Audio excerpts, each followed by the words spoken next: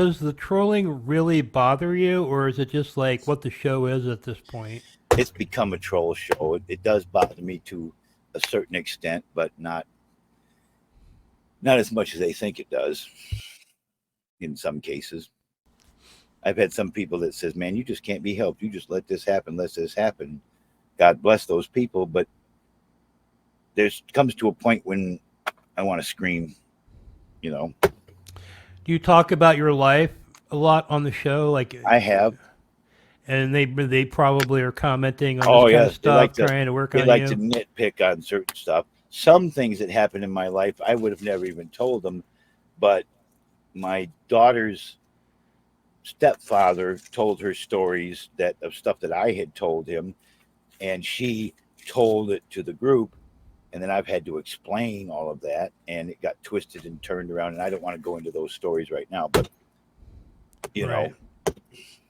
and if you come into my you now, there's some of my fans, if you can call them that will say, "Did you know that Johnny did this and Johnny did that back?"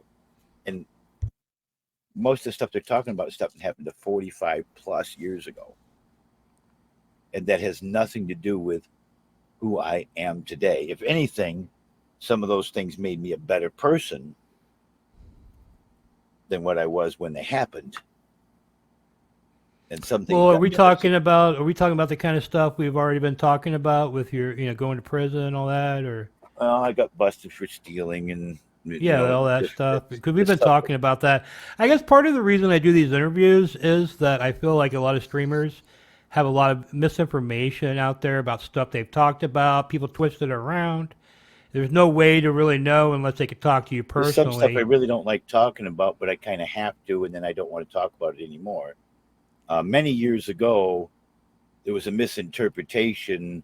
Um, Back in the 70s, they treated gay people different than what they do today.